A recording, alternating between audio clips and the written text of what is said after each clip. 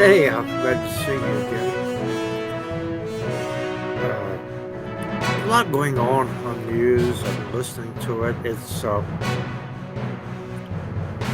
not happy news. Of course, happy news don't sell. I always say when it comes to in the world of news, um, hate sells, love smells. But anyway, China has now warned of dangerous road following our deal with Australia to help them develop nuclear subs. But China's always, their uh, line on this is going to escalate the war, escalate our tensions. Well, maybe that's an argument for another day. But look, we're sitting on the sidelines. They're building up their armies or making plans to take over Taiwan. So it's time for us to keep parity with these folks. Now, I didn't have a chance to put this in words, so we're going to skip around, not necessarily importance. This is something that really bothers me. Stanford Law School descends on the is an Orwellian nightmare. As woke students just heckled a federal judge for making his speech. And college is supposed to be a place where you have an exchange of ideas. I can tell you this: one of the persons that, that I hate with a passion is Adolf Hitler. He murdered over 6 million people, women, children, babies. And I could probably go back and if I could go back in time, I would certainly be glad to try to take him out. But having said that, if I was had the chance to be at a debate and someone wanted to discuss why Hitler had done more good than he had harm, as silly as that would sound, I would respectfully let them make their points. Then I would come back and show them why that they were just off base. Now, a friend of mine one time, he had 4 degrees, Colonel Bill Sale, said, remember, when you're talking to people, when you start yelling, you have lost or losing the argument.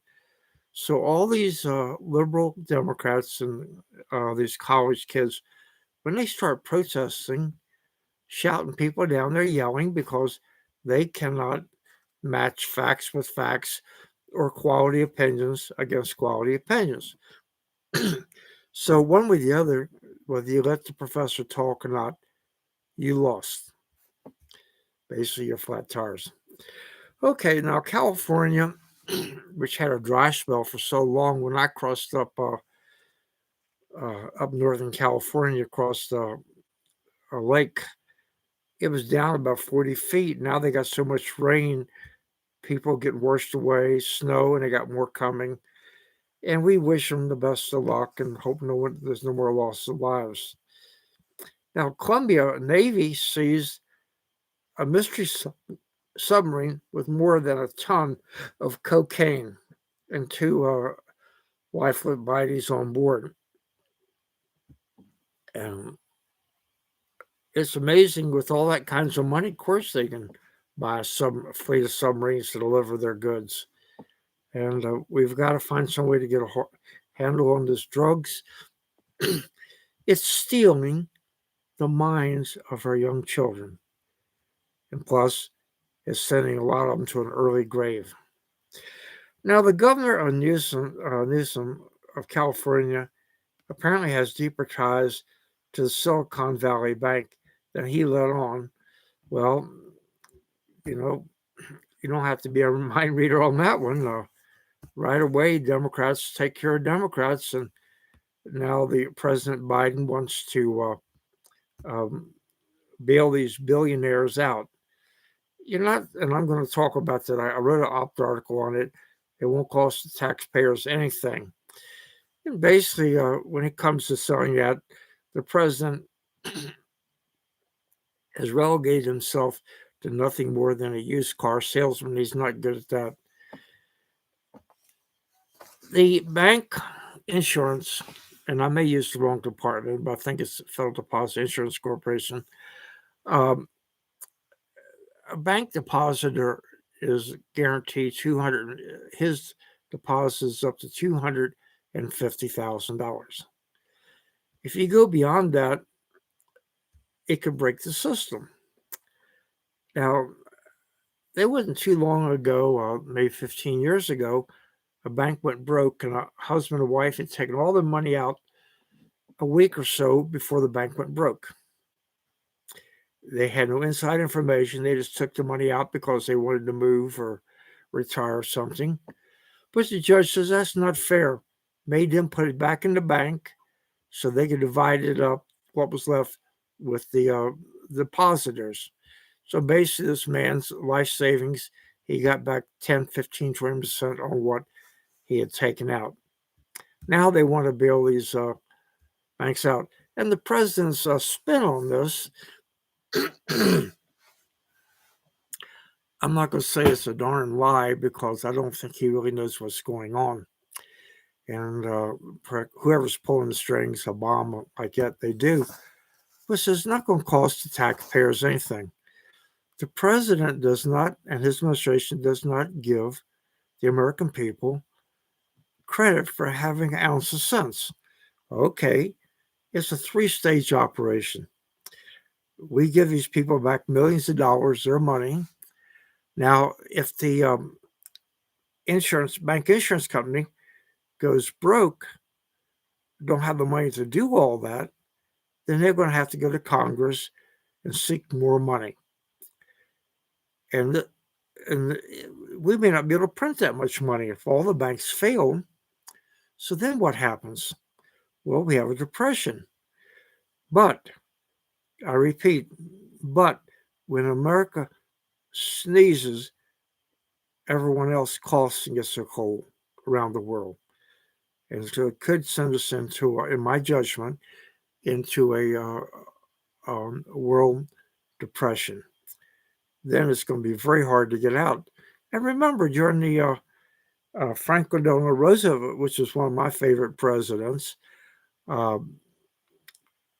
he'd give America hope with these different things he's doing, whether it was a TVA or bank insurance or other things.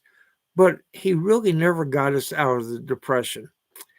We had as many people unemployed at the start of the Second World War as we did when he took over. But he did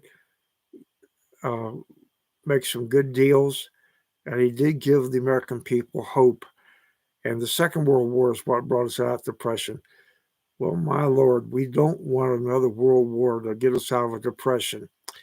I mean, based on just trajectories, 20 million people killed in the First World War, 52 million killed 20 years later, World War II. And if you extend that ascending graph out by 70 or 80 years, you're talking about 1.5 billion people being killed if we go into World War III. When it comes to President Biden and his administration, the way I see it, we need to send these children to the room, tell them to pick up their toys and go to bed, and get some adults in there running our country. So it won't cost the taxpayers anything. Well, only if you can get the Easter Bunny to come out and help us. Now, the Treasury report shows that the Biden family made millions from dealing with China. This is not to say that they did anything wrong in terms of thievery or breaking laws, but it's wrong for people in that high of office to set a bad example and give the voters, the American people, the right to suspect wrongdoing. It's just not good. It's just not good business. And, they have to be held to a higher standard. And when it comes to all this stuff, it's not going to cost us money. Well, like I say to the president, is you can fool the voters sometimes. You can fool all the voters all the times, but you can't fool all the voters all the time. I got that mixed up a little bit. Inflation now, boy, they're spinning us out as great news. Boy, when it comes to spinning, there's no one better than the Obama Biden administration. There's an Academy Award for it. They'd be getting an Oscar. Inflation only rose 4% in February as prices remained stubbornly high. 4%, that's not supposed to mean very much, but this is what it means to you and me. For every $1,000 we had in the bank last month, this year we're only going to have 960. If you had $10,000 in your savings account, now it's only worth $9,600. You lose $400 a month. 10 months, 12 months, that's about $5,800. If you're a plumber, a truck driver like I was, or a bus driver, bricklayer, beautician, or a waitress working, you can't afford to lose that much of your savings. The people that have money, they can move it around. And don't forget, for every loser, there's going to be a winner there someplace, but it's not going to be you and me. So you need to be, when it comes to this bank bailout, we need to be calling our congressmen, our senators. Also, governors can do a great job. On the student loan, they file suit, and that's now against the student loans. The governor of several states did, and it's now in the Supreme Court. And again, I think they could do this on changing the bank bailout to depositors at $240,000. Now, if that law was passed, say, 20 years ago, I got no problems with them adjusting it to handle inflation. Well, this is what I think about it. I think we all need to hold hands and keep eyes on the news, keep our computers on at the ready, and let our representatives know what we think. And if they don't get the message, then when election time comes around, show them at the ballot box. Thank you. Good night, and God bless.